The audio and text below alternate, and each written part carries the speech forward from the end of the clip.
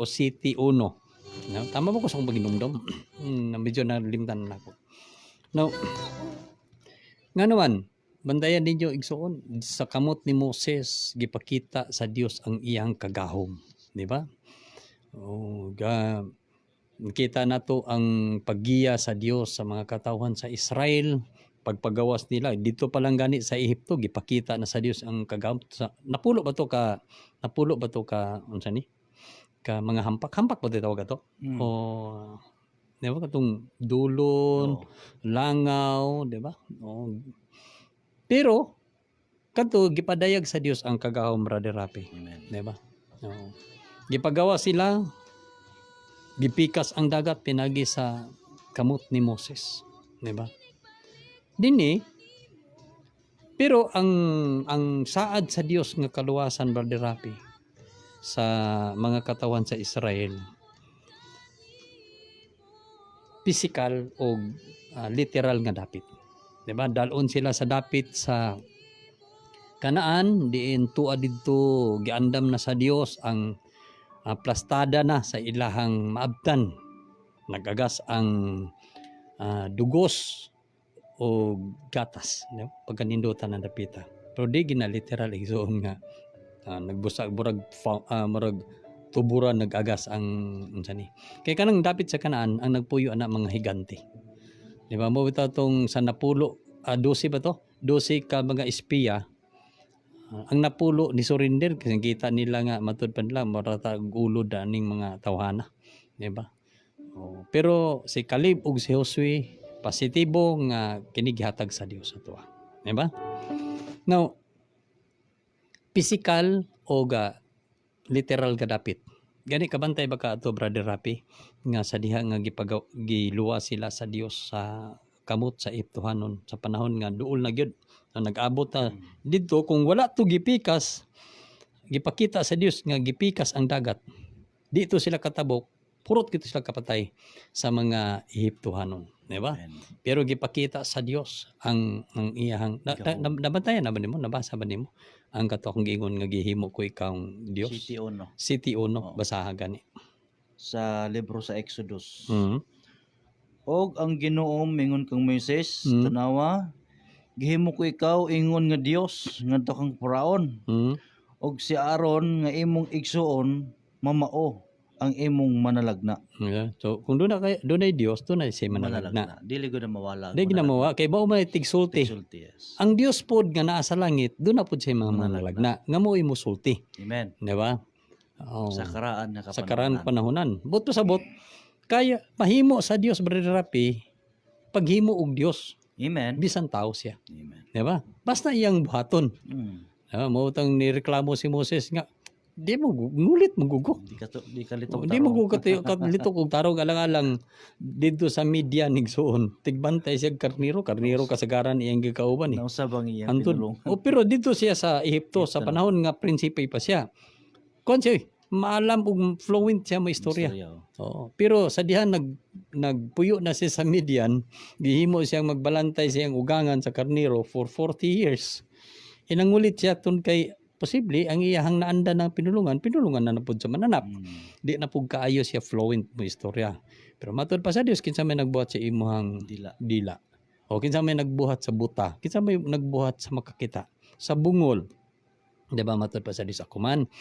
To tagaan siya propeta aron mo tigsulti niya. Dili kaingon ang Dios ngulit ha.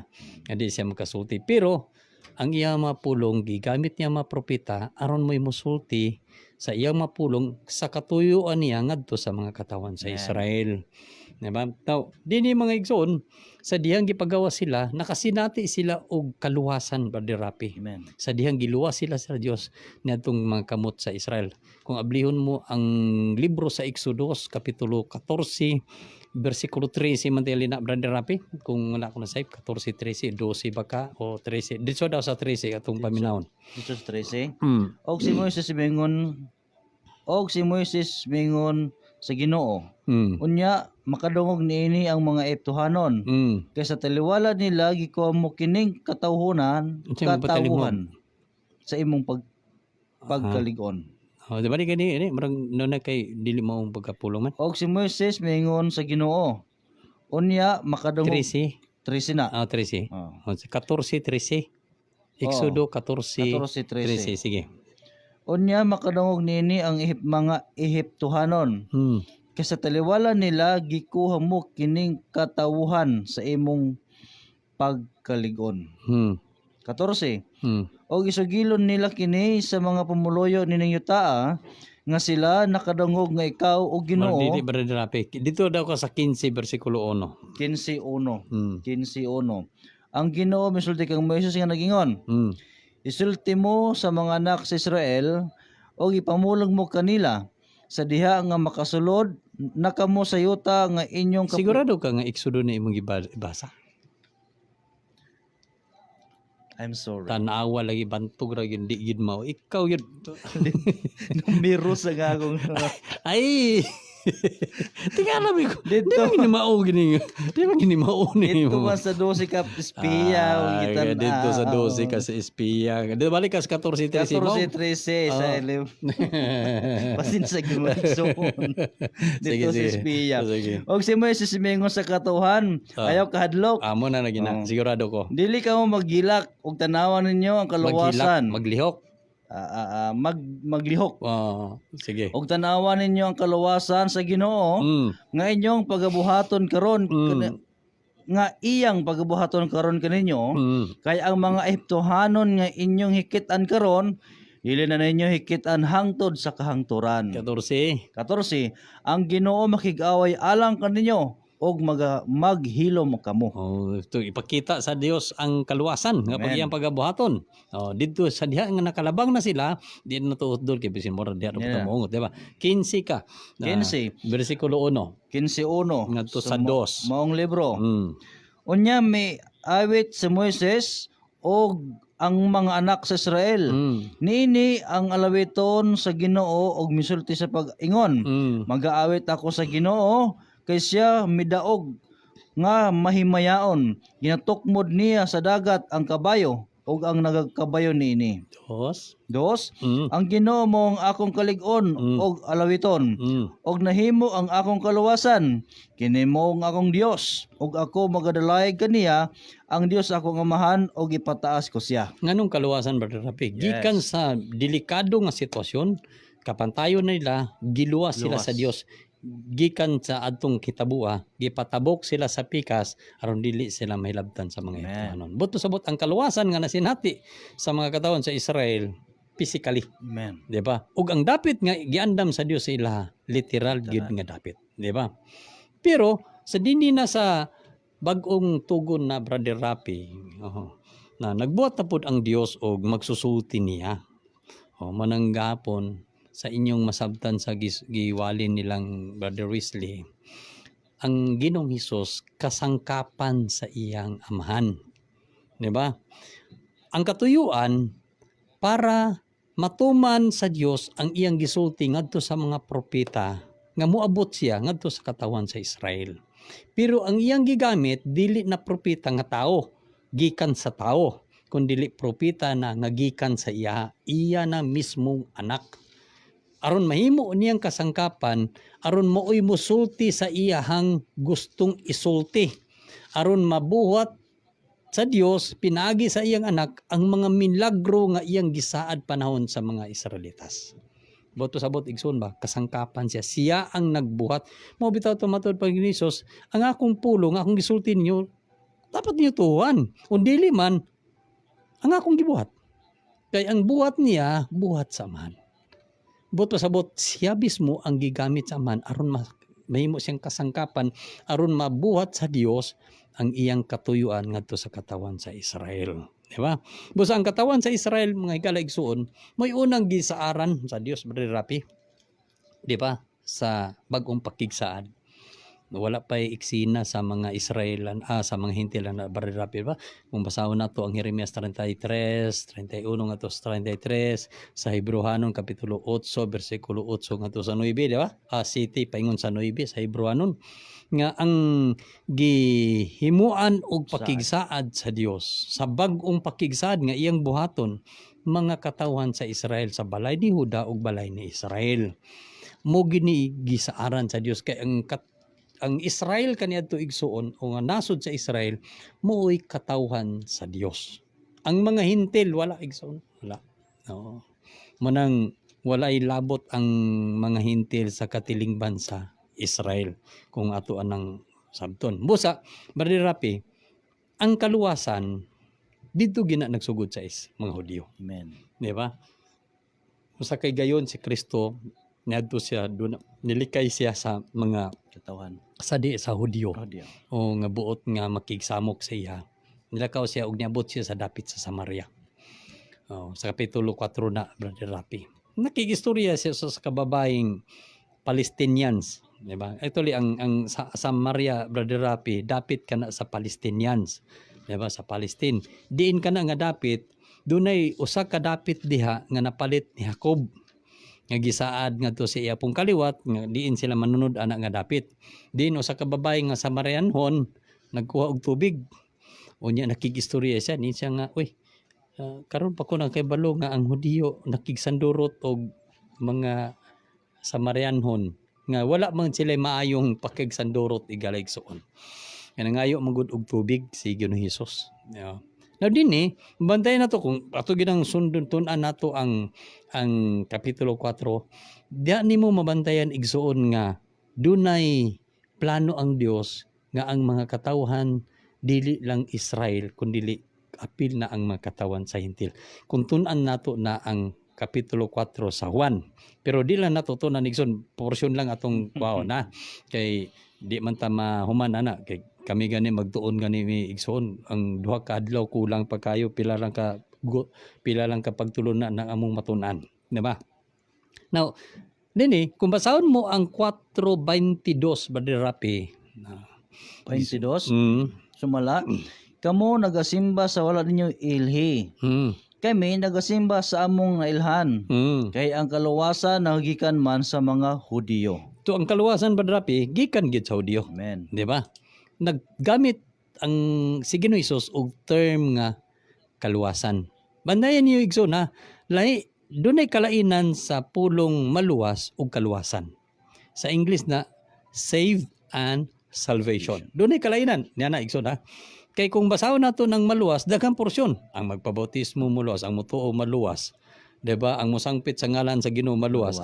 'Di ba? Asa man gid ani ang sakto, 'di ba? Kung atong sundon. Pero kanang term nga kaluwasan igsuon, mo nay gisgutan dayong kaluwasan. Bot pasabot gikan na sa delikado nga sitwasyon, mabalhin ka sa pinaka-safety nga bahin, moto ang gitawag og kaluwasan. Sama sa Israel, gikan sa delikado nga sitwasyon, gikan sa pikas tampi, nga diin maabtan unta sila sa katawan sa Ehiptohanon, nga kung naabtan pa sila, hurot gid sila kamatay, gipika sa Dios ang dagat, gipatabok sila, unya dayon ang mga katawan sa Ehipto ni sunod nila, igo pa lang na sila tunga-tunga, nibalik ang dagat, hurot sila kamatay. Muto ang kaluwasan sab nila. Kining atong panahon karon ang gisgutan nga kaluwasan igsoon dili kaluwasan literal kundi espirituhanon nga kaluwasan. Espirituhanon nga dapit dili ang imong lawas kundi ang imong kalag. Espirituhanon na nga kaluwasan. Igala og igsoon, di ba? No, bantayan nato nga ang kaluwasan gikan sa Hudyo. Didto gyud ni gikan. Didto ni nagsugod ang kaluwasan gala igsoon. Di ba? Now, unsa maning kaluwasan nga nagagikan sa Israel, Brother Rapi? Di ba? Nahibalo ba kag unsa ni nga kaluwasan nga gikan sa Israel? Di ba? Sa gisulti ni Ginoong Hesus sa Juan kapitulo 5 versikulo 39, Brother Rapi. 39, matud pa, kamo nagasusi sa mga kasulatan. Kaya nagunahon naman kamo nga pinaagi nini makakaplag kamo sa kinabuhing dayon. Ngani kini mao ang nagapanghimatuod may tungod kanako. Sumuni ang gisusi, Brother Rapi. Amen. Gisusi nila ang kasulatan. Igso na kasulatan. Wa pa nilabot ang mga sinulat sa mga apostoles. Okay, wala may labot ang mga sinulat sa apostoles sa mga kasulatan. Kaadtong panahon na igsuon, wala pa yung mga sinulat ang mga apostoles. Kaning kasulatan nga buot pasabot ti Kristo ang mga sinulat sa mga propeta. Gisusi nila kay bahin niini aron makakaplag sila kinabuhing. dayon o makabatog kinabuhing dayon. Ngani matud pa ni Kristo, mao ni ang kasulatan ba, ang mga kasulatan, mao ni ang nagpahimatuod mahitungod kaniya. So Brother Rapi, ang ilang ginapangita sa mga Hudiyo, ang kinabuhing dayon. Mao ni ang kaluwasan nga giandam sa Dios para sa ilaha. Amen. Dili na physical, dili na literal nga dapit, dili na physical nga kaluwasan, kundi dili espirituhano na nga kaluwasan. Alang sa kalag, di ba? Now dinhi Brother Rapi, bantayan na to.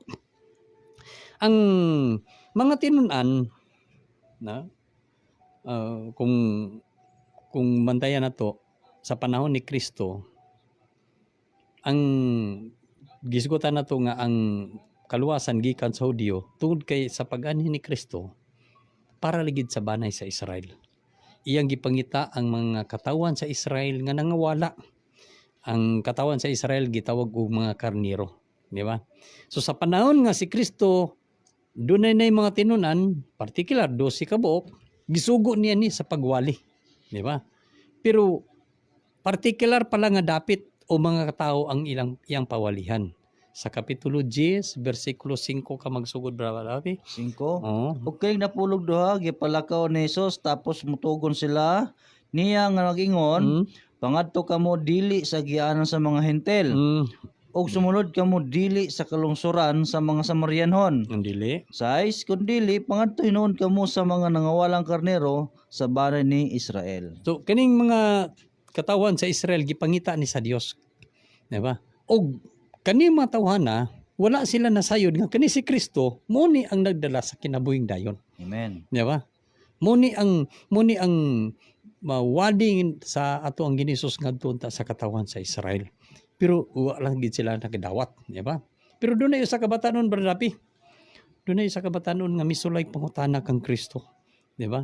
Sa Kapitulo 10 sa Marcos, versikulo 17, matod pa sa kabatanon. Og sa paghigulan niya diya sa dalan, Marcos 10:17, usa ka tawo nga madalagan ngadto kaniya og miluhod sa iyang tubangan. Og kaniya nangutana siya nag-ingon, maayong magtutudlo, unsa bay akong buhaton aron makapanunod ako sa kinabuhing dayon? Na? So, ngutana siya, Brother Rapi, kang Kristo. So, mo gini ilang gipangita. So, dinhi siya nangutana kang Kristo, kay sa ilang pagsabot sa mga katawan sa Israel igsoon, pinaagi sa mga balaod, mga tulumanon nga gihatag kang Moses, og sa mga tulumanon sa panahon nga ang mga katawan sa Israel ilang mga leader nagbuhat na pod og mga pagtulunan. Siya naka 400 years between Malakay o Malakias og sa Mateo kanang handod sa pagkatao ni Kristo. 400 years. Wala na nag-istorya ang Dios. Silent years. No. Silent, gitawag nag-silent years. So, nga dapat unta sa panahon anang higayuna, dapat maminaw unta sila. Balihon mo ang silent, Brother Rapi. Yes, That is lesson, diba? No. Wa naman sila naminaw, Brother Rapi. Unsa silang gibuhat nila? Nagbuhat silang mga kalagdaan. 400 years biya na. Gaya gyud. Dugay kayo. Nakapenetrate na pag-ayo sa mga katawan sa Israel. Sa ang mga doktrina. Mo ni gitawag og nangawalang karniro. Kinsa may nagwala nila, kinsa may nagpahisalaag nila, ang ilang mga magtutudlo. No, nganuman lahi na ang ilang mga katudloanan kaysa katudloanan ni Moses. Amen. Giusab nila ba? Daghan kay mga porsyon da igsoon nga gipahinumduman sila ni Kristo. Mo ni inyong giusab. Matod bitaw ni Kristo sa 15:6 sa Mateo. Giingnan niya tungod kay mahitugod man na sa unsa ni? Unsa gisgutan kaniya na brother? Akong basan 15:6. Oh, before. Sa 5. No.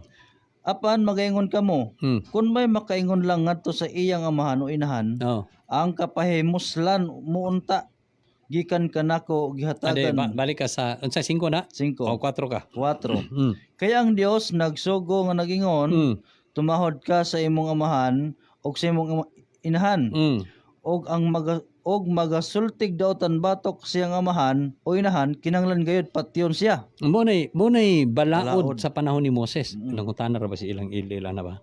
Di ba ginom dato atong Martis ba? Di ba nangutana sila na metungod sa Ephesians chapter 6 verse 2 and 3. Matud pa niya regarding sa first commandment that have promises dayon long life, di ba? O live on earth. Diba? How it possible? Matod pa niya, how it possible nga Tubago ni mo karon. nga dili ba no? Pero nakainom ko na ba kada bersikulo 4. O mo ni balaod sa panahon ni Moses. Ako nang gipalili sa inyo ha. Among gipalili sa inyo ha. Unsa nga mga balaod nga ilang giusab?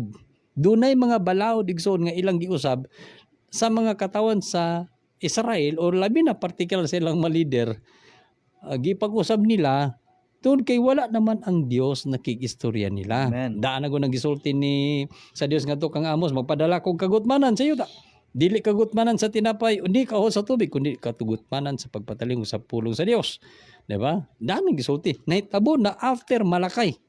Di ba? Wala nakikistorya. So unsay gibuhat sa mga leader nila, nagbuhat pod sila og mga pagtulunan. Gitwist nila ang mga balaod sa mga tulumanon og balaod ni Moses nga gitudlo sa Dios. Balik sa 4. Kay ang Dios nagsugo nga nagingon, tumahod ka sa imong amahan ug sa imong inahan. Dayon? Og ang magsultig dotan batok sa iyang amahan o inahan, kinahanglan gayud patyon siya. Dili ka kuya kaniadto Brother Rapi, di ba? Urot ang mga bata. Urot ang bata kung mo nang buutan ang mga bata kaniadto. Oo. Patudlo matud pa ni sa Dios kanto kang Moses, itudlo mo kini sa makugi gayud. Di ba? Sa maglingkod ka, magtindog ka, maghigda ka, maglakaw ka. Sabi nga gami ang papagtudlo, di ba? Kay delikado ba ang sitwasyon kay magtudlo ang magsupak ang mga anak, Patay. patyon, di ba? Dayon. Kay delikado man na nga balaod Brother Rapi unsay gibuhat nila. Dige. Usab. No. Dayon 5. Apan magingon kamo, Mm. kung may makaingon lang ngadto sa iyang amahan o inahan, Kung may makaingon man, Moto pa ni Kristo. dili. Ila ng balaod. Oo. Balaod na nga gisudya ni Kristo ngadto sa aning mga katawan sa Israel. Unsang balaora nga inyong gihimo. So inang ka kun doon nalay makaingon ngadto sa iyahang amahan ug inahan. Dunay makaingon, dunay butsot makahimo. Mutubag na ba? Mutubag. Nga kon may makaingon lang ngadto sa iyang amahan o inahan, ang kapahimuslan mo unta gikan kanako, gikahatag ngadto sa Dios. Kini siya dili na kinahanglan magtahod pa sa iyang amahan. Hindi na kinanglan. Gipahimuslan ako ninyo. Gikan pa sa akong pagkabata. Mm. Di ba? Handod nga dagdako nako gipahimuslan sa iko ni sugoon. Di ba? Nagsunod ko sa inyo ang gusto. Nga naman na, di ba? Kabantay ka atong the prodigal son. Di ba? Ayang igsuon, dabing sunod sa iyang papa. Unya kani igsuon naglaraw-laraw lang dayon inig uli. Ay pwede ra di ay ngana, di ba? Oh. Kung kay pahimuslan tutungod sa ilang gihimo nga balaod, mo to nga tulumanon, mo na to'y gisunod sa katawan sa Israel, di na itong butahod ba? Wala na to. Kaya nga naman, doon na may mga balaod nga gitudlo, gitawag nagkalagdaan sa ilang ginikanan. Unsay sulti ni Ginisos sa sunod nga bersikulo. Busa tungod lang sa inyong gikabilin-bilin nga kalagdaan, inyong gipakuwalay pulos ang pulong sa Dios. Tiyan nga. Unsay itong pulong sa Dios Brother Rapi? Katong sa 4. Katong sa 4. Mo to ang tumahod ka sa imong ginikanan, di ba? Di ko dili mo ta patay. Pero tungod sa ilahang mga kalagdaan, gipakawalay pulos ang pulong sa Dios. Dini mabandayan ninyo igsoon nga ang mga katawan sa Israel nangawala sila tungod kay ang ilang pagtulunan nga ginasunod kalagdaan na nga gipanghimo sa ilang mga ginikanan. Doon na pa yung mga uban ana igsoon nga ngay natutunan na pa, di ba? Kini ato lang gipasabot sa inyo ha unsa tong mga kalagdaan nga diin gipakawala na pulos nila ang pulong sa Dios. Bandayan na to na mga igsoon, di ba? So, mga usa ka batanon, nangutana siya. Unsa mga balaod? Balik ka dito sa imong gibasa sa Kapitulo 10, versikulo 18 ka na. Isutsun na ako. Matod pa. Kaniya mitubog si Jesus nga nagingon, nganong giingnan mo man ako nga maayo. Walay bisan usa nga maayo gawa sa Dios lamang. Amo na moingon nga God is good. Di ba? Pero wa mo kay babasa diyang God is good. No one is good except God. Ngano man ang Dios maayo magina. Nagpabilin gina siyang maayo. Tanan ng butang gihimo niya maayo. Bisan pang buntag maayo. Kay kung dautan pang Dios nagbuhatan na, dautan pud ta ang buntag. Dautan pud ang tanang gihimo niya. Kay ang nagbuhat dautan nga Dios. Maayo man siya nga Dios, ang tanang butang nga gihimo niya maayo. Di ba? Mo nang matud pa ni Kristo, walay laing maayo gawa sa Dios. Sunod. Naibalo ikaw sa mga sugo. ayaw pagbuno, ayaw pagpanapaw, Dayon. ayaw pagpangawat, Dayon. ayaw pagsaksig bakak, Nya. ayaw pagpanikas, tumahod ka sa imong amahan og inahan. Dayon. Og unya mingon kaniya magtutudlo. Kanang tanan ako nang gibantayan sukad pa sa akong pagkabatanon. Og si Sos sa nagsudong sa kaniya nahigugma kaniya og mingon kaniya. No. Kulang kag usa ka butang. Saman. Lumakaw ka, ibaligya ang imong katigayunan. Og ang halin ihatag ngadto sa mga kabos. Nya. Og makabaton ka bahandi dito sa langit. Og unya umanhi ka og sumunod ka kanako. Ay dili na ko na kaya. Di kaya na sa mga batanon ni Galexon. So diya siya na putol ang iyang kaganang gusto unta siya makabaton og kinabuhing dayon. Di ba? Kay nga naman dili ingani kasayon ang pagbaton og kinabuhing dayon ni Galexon. So mabantayan ninyo mga igala nga ato ang unsa ni sa atong Ginoong Hesus nagsulti siya, nagtudlo siya may tunog kinabuhing dayon. Labi na inyong basahon ang Juan kapitulo 6, magsugod ka sa 40 ngadto sa na basahan kataas ka na Brother Rapi. Nagisgot siya may tungod sa kinabuhing dayon. Busay Galexon, sundan ninyo pagtuon kaning among pagtudlo, sundan ninyo ug pagtuon sab kamo dinhi atong mabantayan ato ning pangitaon ni unsaon nato makabaton kita og kinabuhing dayon. Sama ba sa gisulti ni Ginoong Hesus sa batanon nga bantayan mo ang mga balaod, di ba? Ingana ba ang pagsunod o pagbaton sa kinabuhing dayon? Or kung mao ba ato na lang ibaligya ang ato ang mga kabtangan? No, Galexon, di ba? Sundan ninyo kini ug ang Dios magapanalangin ka atong tanan ug magbasa tag mga text messages, okay? Okay, oga.